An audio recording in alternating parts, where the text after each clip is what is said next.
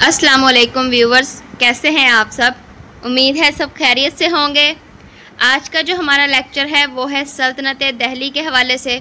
ये बेसिकली कुतुबुद्दीन ऐबक को हम डिटेल में पढ़ेंगे तो इस लेक्चर में, लेकिन उससे पहले मैं आपको थोड़ा सा ना हवाला बताती जाऊंगी सल्तनत दिल्ली के हवाले कि इसके बारे में थोड़ा सा मैं आपको इल्म दे दूं कि जितनी भी अब हम जो है ना वो न्यू जो हुक्मरान जो थे उनके बारे में जो पढ़ेंगे या जिनका दौरे हुकूमत हम पढ़ेंगे वो सब के सब सल्तनत दिल्ली में काउंट होंगे। क्यों, ये मैं आपको बताती हूँ। पहले देखें, सल्तनत दिल्ली जो है ये 1206 से 1526 तक कायम रही, ठीक है। और ये कोई एक हुक्मरान का टेन्योर नहीं है। इस सल्तनत के जो लोग थे ना, या तो अपने आप को जो या हुक्मरान जो थे अपने आप को सुल्तान कहलवाते थे, और इन सब का जो दारुल हुकूमत था ना दिल्ली था। ये 5 सल्तनतें हैं, ठीक है। टोटल 5 सल्तनतें ये जो है मिलकर एक सल्तनत बनाते हैं जिसे क्या कहा जाता है, सल्तनत दिल्ली, ठीक है। और वो 5 सल्तनतें कौन सी हैं जी। पहली देखें, स्लेव डायनेस्टी, एस से स्लेव डायनेस्टी, इसे दौरे गुलामा या सल्तनत गुलामा भी कहा जाता है। सम टाइम पीपीएससी इसे ममलूक हुकूमत भी लिख देता है, ठीक है। मैं आपको साथ में लिख देती हूँ ऐसे, ममलूक हुकूमत। तो आपने घबराना नहीं है कि ममलूक का मतलब क्या होता है, गुलाम होता है। इसका जो स्लेव डायनेस्टी का टेन्योर था ये 1206 से 1290 साल तक रही है। टोटल मतलब समझ लें कि 84 साल इनका जो था दौरे हुकूमत रहा है, ठीक है। दूसरी जो सल्तनत दिल्ली में है सल्तनत वो थी के से खिलजी डायनेस्टी। ये 1290 से 1320 तक है, टेन्योर था इनका। फिर तीसरी सल्तनत थी तुगलक डायनेस्टी जो कि 1320 से 1414 तक रही है। और सैयद डायनेस्टी उसके बाद आती है जिसे सादात डायनेस्टी भी कहा जाता है, जो कि 1400 से 1451 तक रही। और लास्ट डायनेस्टी थी सल्तनत दिल्ली की लोधी डायनेस्टी। ये 1451 से 1526 तक इनका टेन्योर था, ये लास्ट डायनेस्टी थी। अच्छा, ये सारी की सारी को याद करने की आपको मैं ट्रिक बता देती हूँ। ये आपने इस तरह से करना है, SKTSL, स्कसल, ठीक है। S से हो जाएगा स्लेव डायनेस्टी, K से हो जाएगा खिलजी, T से हो जाए तुगलक, S से हो जाएगा सैयद, और L से जो हमारी लास्ट वाली है लोधी डायनेस्टी, ठीक है। ये साथ में मैंने शॉर्ट करके लिखा भी हुआ है, SKLT वगैरह, ठीक है। अच्छा, ये जो 5 सल्तनत थी ना, इन सब को मिलाकर फिर एक सल्तनत का नाम दिया गया जिसे सल्तनत दिल्ली कहा जाता है। और इन्हें क्यों कहा जाता है, क्योंकि ये जितनी भी सल्तनत गुजरी है ना, इन सब का जो दारुल हुकूमत था वो दिल्ली था।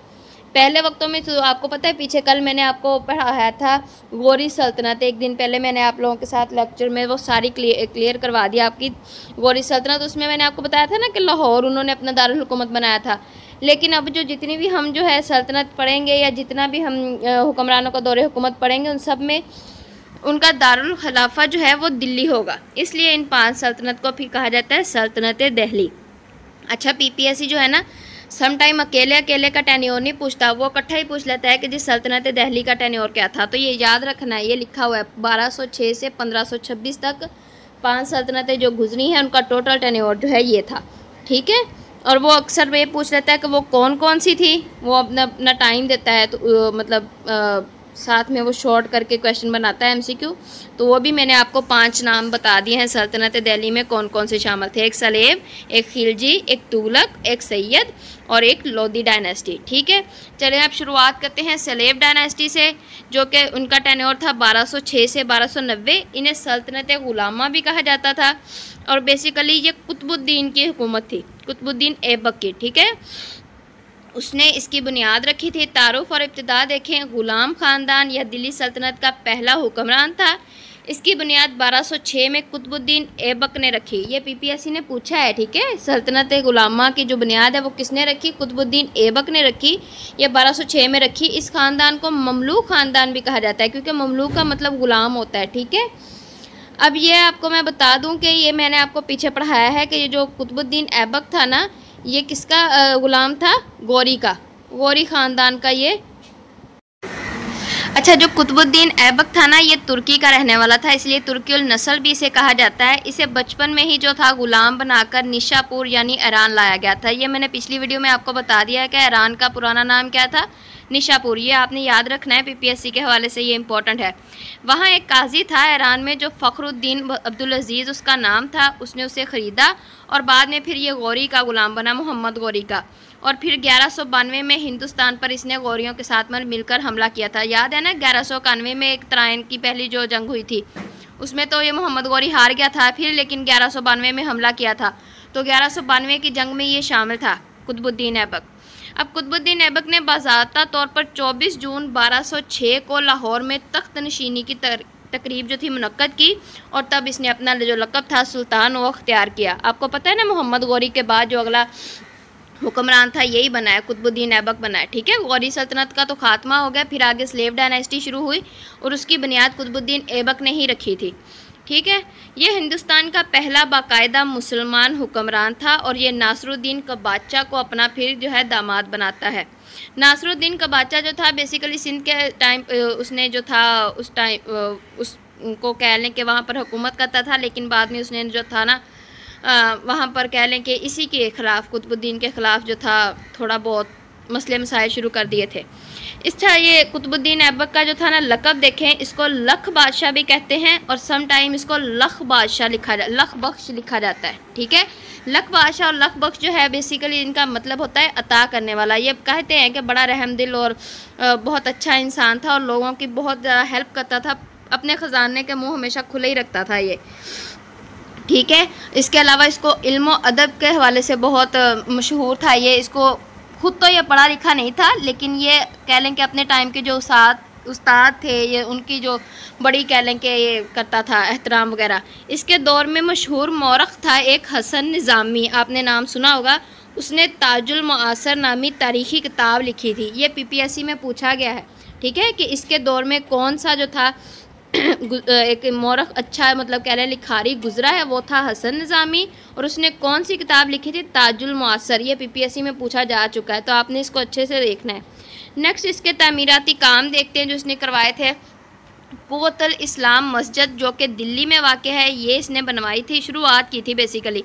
अच्छा, ये आपने देखना है कि ये कुव्वतुल मस्जिद जो है इस्लाम मस्जिद ये दिल्ली में वाक़ है। ठीक है, ये पीपीएससी में आ चुका है, पूछा गया है कि ये मस्जिद कहाँ पर वाक़ है। ये हिंदुस्तान की पहली मस्जिद थी जिसकी बुनियाद 1192 में मोहम्मद गौरी की फ़तह के बाद रखी गई। एक ऐबक ने इसे मुकम्मल करवाया था। अच्छा, जब मैंने आपको मोहम्मद बिन कासिम का जो था दौरे हुकूमत पढ़ाया था, तो उसमें मैंने आपको कहा था ना कि उसने भंबोर मस्जिद जो थी हिंदुस्तान की पहली मस्जिद की बुनियाद किसने रखी? मोहम्मद बिन कासिम ने, और मस्जिद का नाम क्या था? भंबोर। तो मैंने आपको ये भी बताया था कि वो सिंध वाले इलाके में उसने बनाई थी। ठीक है, जबकि हिंदुस्तान की दिल्ली में सबसे पहली जो मुसलमानों की मस्जिद थी वो कौन सी थी? ये कुव्वतुल इस्लाम मस्जिद थी। ठीक है, और इसकी बुनियाद 1192 में मोहम्मद गौरी ने रखी थी अपनी फ़तह के बाद, तराइन की जंग के बाद।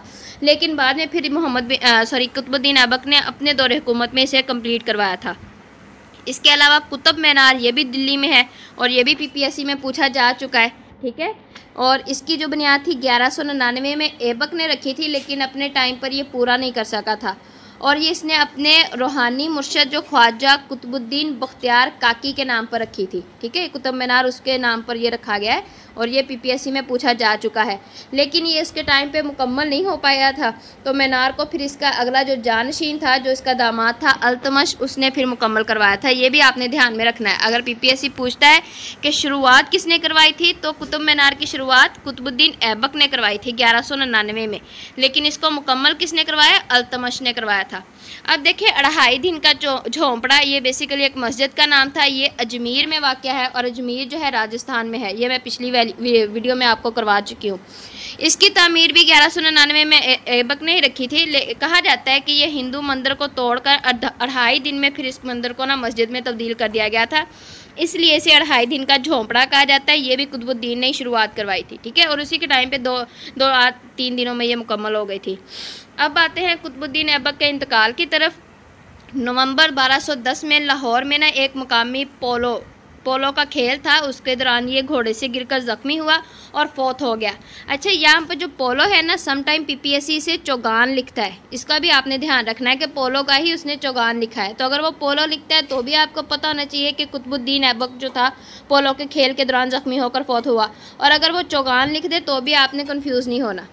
नेक्स्ट देखते हैं जी, मज़ार इसका जो है वो अनारकली बाज़ार लाहौर के करीब वाक़या है। कुतुबुद्दीन ऐबक के बाद इसका जो बेटा था ना इरम शाह, या इसे समटाइम इरम शाह भी पढ़ते हैं लोग, हुकूमत में आया था और ये 7 माह हुकूमत में रहा। ये काफ़ी निकम्मा था और इसके टाइम पर कह लें कि हुकूमत जो सही तरह से चल नहीं रही थी। तो फिर क्या हुआ कि इसका जो ऐबक का दामाद था ना शमसुद्दीन अल्तमश, वो हुकूमत संभालता है। ठीक है, इसके अलावा ये अल्तमश ऐबक का दामाद होने के साथ साथ ऐबक का ही ग़ुलाम भी था। इसको हम अब अच्छे से पढ़ेंगे।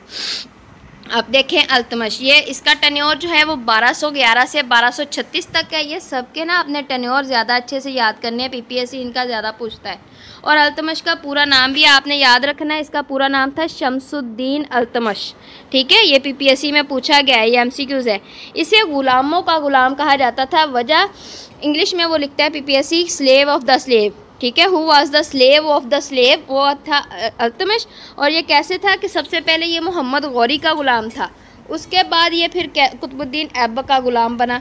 ठीक है, और इसके फिर आगे भी कई ग़ुलाम थे जो हुकूमत में आए, तो इसलिए इसे ग़ुलामों का ग़ुलाम कहा जाता है।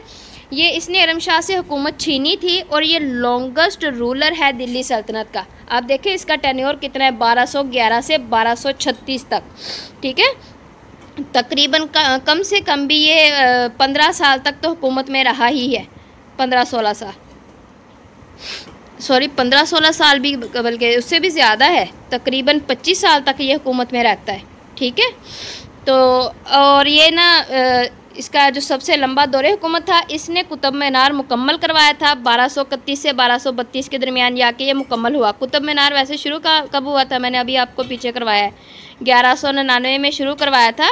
किसने, यहाँ देखें, कुतुबुद्दीन ऐबक ने। और ये कंप्लीट कब होता है, 1231 से 1232 के दरमियान में, और ये अल्तमश कंप्लीट करवाता है इसको। अच्छा, अल्तमश के टाइम की जंगें देखते हैं हम लोग जो उसने की हैं। कि एक तो इसकी जंग थी ताजुद्दीन जल्दोज़ के साथ, इसने जंग की थी, तो ये 1216 में उसने लड़ी है तराइन के मुकाम पर। अच्छा, यहाँ पे आपने कंफ्यूज नहीं हो जाना, तराइन की जंग में आप कहीं जाके 1216 लगाएं। जब पीपीएससी तराइन की जंग की बात करता है ना, तो वो गौरी की तराइन की जंग की बात करता है, जो 1191 में पहली जंग हुई, तराइन की पहली जंग, और दूसरी 1192 में हुई, जिसमें मोहम्मद गौरी ने फतह की थी और फिर हिंदुस्तान पे कह लें कि मुसलमानों की हुकूमत शुरू हो गई थी।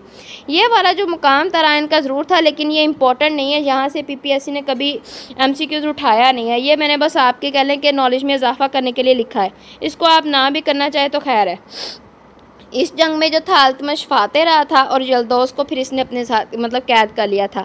दूसरा देखें, नासरुद्दीन कबाचा जो था, ये ऐबक का जो था दामाद था, ये सिंध की तरफ जो है हुक्मरानी कर रहा होता है। तो इसको फिर जो है अल्तमश 1228 में जो था ना शिकस्त देता है, इसके साथ जंग होती है और वो इसको शिकस्त देता है, और फिर जो है उससे सिंध जो है वो वापस ले लिया जाता है।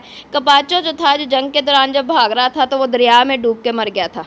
ठीक है, अगला देखते हैं, तीसरी जंग उसने की थी राजपूतों के ख़िलाफ़, जब राजपूतों ने ना अल्तमश के ख़िलाफ़ जो थी बगावत कर दी थी, वो इसको अपना हुक्मरान मान ही नहीं रहे थे, तो इसने क्या किया, उनको ख़त्म किया। और साथ में एक था, 2-3 इसने किले फ़तह किए थे। एक था उसमें, ये मैं निशान लगा देती हूँ, रथम्बोर, इसके अलावा एक था मंदोर और तीसरा था ग्वालिया। ये 3 जो थे किले इसने फ़तह किए, और इस हवाले से ये इंपॉर्टेंट है, ये पीपीएससी पूछता है आपसे। ठीक है, नेक्स्ट देखते हैं इसके अहम कारनामे जो थे। इसका पहला कारनामा जो था वो था चालीसा बनाना। चालीसा मतलब, या इसको चहलगानी भी कहते हैं, ये होता है चालीसा का मतलब 40 लोगों की बैठक कह लें, तश्कील दे देना। तो इसने अपने जो हुकूमत के ना वफादार और ज़हीन जो लोग थे, उनका फिर ग्रुप तश्कील किया था। बेसिकली ये 40 ग़ुलाम ही थे इसके, और उसने नाम दिया था चहलगानी। इसे चालीसा भी कहते हैं। तो सम टाइम पीपीएससी चालीसा के बारे में लिख के पूछ लेता है और सम टाइम चहलगानी लिख लेता है, तो आपने इसमें ना कंफ्यूज नहीं होना। ये 40 लोगों का ग्रुप था और इसमें ना सारे इसके ग़ुलाम थे। ये तुर्क ग़ुलाम थे जो इसकी सल्तनत की रीढ़ की हड्डी थे। ज़्यादातर काम कह लें कि जितनी भी इसने फतूहात की और जितना भी इसका लंबा टेन्योर हुकूमत का अगर कायम रहा है, तो वो इन्हीं 40 लोगों की वजह से ही रहा है। ठीक है, वरना बगावतें इसके टाइम पर बहुत ज़्यादा हुई थी। अच्छा, इसने दूसरा अहम काम किया था, सिक्का इस्लाम राइज किया था। ये खालिस अरबी के सिक्के थे जो इसने जारी किए और उन पर इसने कलमा लिखवाया था, कलमा कनंदा किया था। और ये हिंदुस्तान का पहला इस्लामी सिक्का था जिसे टंका कहते हैं। पीपीएससी पूछता है कि टंका, या समटाइम इसको टका भी लोग बोलते हैं, लेकिन असल में टंका है इसको कहा जाता। तो ये किसने जो कह लें कि इन्वेंट किया था, तो आप याद रखना ये अल्तमश ने किया था। अल्तमश के दौरे हुकूमत में ये काम हुआ था, ठीक है। तो इसे तांबे का सिक्का भी कहा जाता था। ये इसने उस टाइम पर कह लें कि उस टाइम पे ये करेंसी जो थी आम कर दी थी। बगदाद से इसकी खिलाफत की मंजूरी हुई थी। तीसरा अहम कारनामा ये हुआ था कि 1229 में ना अब्बासी खलीफा जो कि बगदाद का था, उसका नाम था अल मुतनसर बिल्ला, ठीक है, उसने जो था अल्तमश को सुल्तान हिंद के ख़िताब से नवाजा था और इसकी हुकूमत को तस्लीम किया था। अब अगर वो पूछे ना PPSC के अब्बासी खलीफा या बगदाद के खलीफा ने कब अल्तमश की हुकूमत को कबूल किया, तो आपने टाइम याद रखना है, 1229 में ये हुआ था, ठीक है। इसके इंतकाल को देखें, इंतकाल और जानशीनी। अल्तमश का जो इंतकाल था वो 29 अप्रैल 1236 को हुआ और ये मज़ार जो है इसका दिल्ली में कुतुब मीनार के पास वाक़या है। तो PPSC ये पूछता होता है कि अल्तमश का मज़ार कहाँ पर वाक़या है, तो ये आपने देखना ये दिल्ली में है, ठीक है। तो ये मैंने आपको जो था कह लें कि वर्ल्ड जियोग्राफी में अगर वो पूछता है कि फेमस साइट्स के हवाले से पूछ लेता है कि कौन सी मस्जिद कहाँ पर थी या कुतुब मीनार कहाँ था, तो वो भी मैंने हिस्ट्री में यहाँ पर आपको करवा दिया कि मस्जिद कुव्वतुल इस्लाम और जो कुतुब मीनार है ये भी दिल्ली में वाक़या है और वो कब वो शुरुआत हुई है और कब उनका इख्तिताम मतलब कब वो तमीर हो गई हैं। इसके अलावा अल्तमश का दिल्ली में जो है मज़ार है ये भी मैंने आपको करवा दिया। अब देखें ये इसने अपनी बेटी जो थी ना, आगे अल्तमश की बेटी थी रज़िया सुल्ताना, उसको फिर अपना जानशी मुकर्रर किया था। होना तो ये चाहिए था कि बेटों को सल्तनत देता जैसे पीछे से होता आया है। इसका बेटा भी था, ऐसा नहीं है कि इसका बेटा नहीं था, बहराम था उसका नाम। लेकिन क्या हुआ कि इसने अपनी बेटी की जो परवरिश थी ना वो रज़िया सुल्ताना की बहुत अच्छे से की थी, बेटों की तरह की थी। वो बहुत ज़हीन थी, हुकूमत के कामों को बहुत दिलचस्पी के साथ वो सरअंजाम देती थी। हालांकि इसके बेटे इस काबिल नहीं थे, वो इतना नहीं करते थे, तो ना ही वो इतने कह लें कि हुकूमत को बरकरार रखने वाले थे। तो फिर इसने क्या किया था कि रज़िया सुल्ताना को जो था ना वो जानशी मुकर्रर कर दिया। लेकिन रज़िया सुल्ताना को फिर हम आगे पढ़ेंगे कि कोई ना अपनी कह लें कि मलिका मानने को तैयार ही नहीं होता। वो कहते नहीं है कि हम जी इसे हुकूमत में आने ही नहीं देंगे। लेकिन फिर क्या करती है रज़िया सुल्ताना, अपने 2 भाइयों का कत्ल करती है। 2 भाइयों का कत्ल करके फिर ये हुकूमत में आती है और इसका टेन्योर था 1236 से 1240। ये मैं आपको करवाऊंगी, आज नहीं करवाने वाली, क्योंकि अगर मैं ये आज ही आपको सारा करवाऊंगी ना तो ये लेक्चर बहुत लंबा जाना है स्लेव डायनेस्टी का और एक ही वीडियो में ये पूरा नहीं होना। तो अगर मैं ये आज करवाऊंगी तो फिर तो मेरी वीडियो आधे घंटे से भी ज़्यादा की बनेगी। आज आप ये है अल्तमश को और कुतुबुद्दीन ऐबक को अच्छे से देखें। कल हम रज़िया सुल्ताना को पढ़ेंगे, फिर उसके बाद उसका जो भाई आता है बहराम उसको हम देखेंगे और फिर इसी तरह से गियासुद्दीन बिलबन जो है वो भी इसी टाइम पीरियड में आता है, तो उसको हम अच्छे से देखेंगे, ठीक है। आज आप ये देखें, इसमें ध्यान रखिएगा कि सल्तनत दिल्ली में ये शामिल थे। तो आज आप ये वाला करें, इसके साथ साथ ये सारे नोट्स देखें, अपना टेन्योर अच्छे से याद करें। इंशाल्लाह बाकी के जो फिर था स्लेव डायनेस्टी का बकिया पार्ट में आपके साथ कल शेयर करूँगी। एट द एंड यही है कि आप मेरी वीडियोस को लाइक करें, शेयर करें और सब्सक्राइब करें। कल मिलेंगे इंशाल्लाह नई वीडियो के साथ। अल्लाह हाफिज़।